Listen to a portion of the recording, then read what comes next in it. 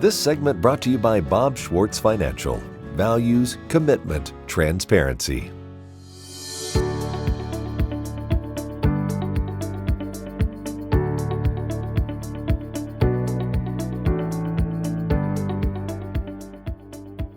E.G. Taves joining you on the program today. Our guest is Courtney DeHoff. She's been an advocate for ag for a long time and considers herself a cowgirl.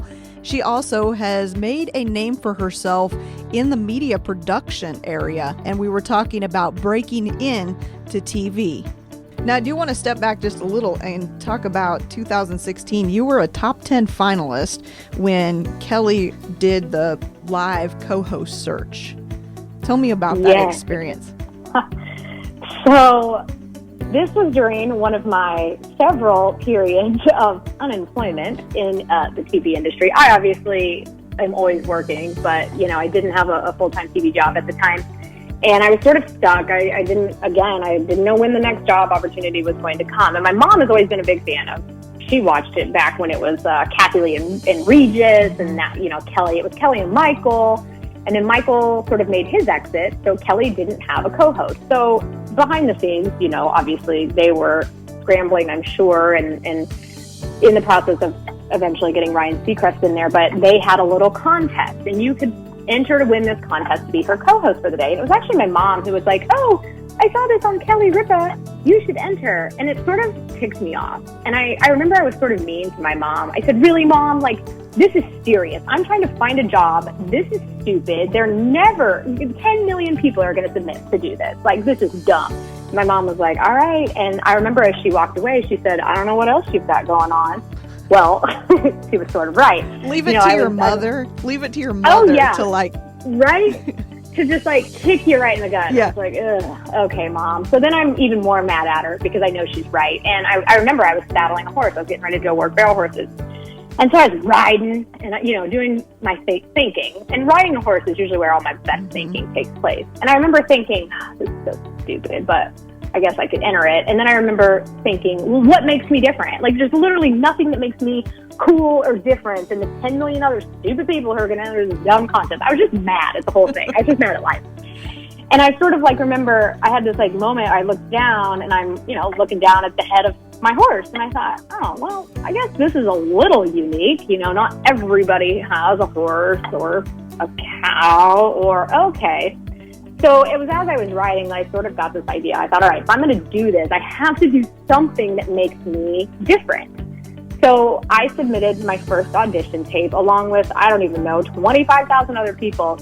And it was sort of just it was a TV host stuck on the farm. And the whole skit was, I'm a TV host who's stuck on the farm. And I wore a white pantsuit, full white, something you might wear on TV. And the whole stick was, I'm a TV host who literally is can't get off the farm. And I rode a horse in my white pantsuit. I led a cow, a show heifer in my white pantsuit, a heifer that we had not halted broke yet. So it was a little ranchy. And I just sort of did this bit and submitted it and didn't really think much about it. And then they were like, congratulations, you made it to the next round. So then it got serious. I was like, okay, this is going to be my big break. This is going to be my big moment. They're probably going to just want to hire me to be your full-time host. This is it. So then it got really serious. And my poor mom, I made her video, the next one, and I yelled at her the whole time, to make sure the angles were right and the audio was perfect. And God bless my mom. And we did the next one, and I made it all the way to the final 10.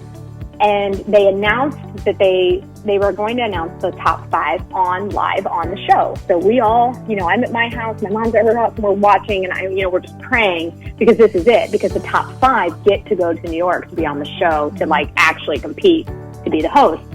And they announced the top 5, and I wasn't one of them. And I remember I just burst into tears because I thought that was it. That was my shot. That was my big break, and I missed it.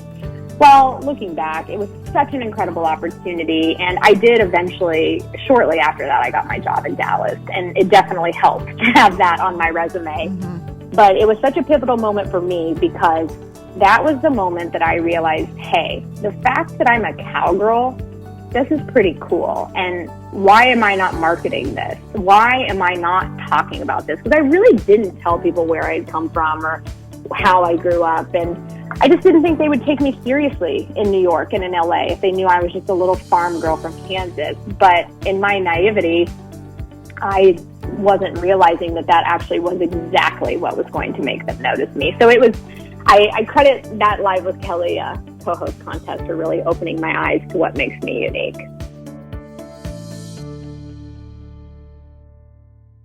I'm Bob Schwartz, and I've devoted the last 43 years to helping Kansans reach their retirement goals and to protect the family farm. At Bob Schwartz Financial, we believe everyone should be able to live the retirement they've always dreamed of. Our team of professionals can help you create an efficient strategy using a variety of investment vehicles to help you address your financial needs and your concerns. Bob Schwartz Financial values commitment and transparency.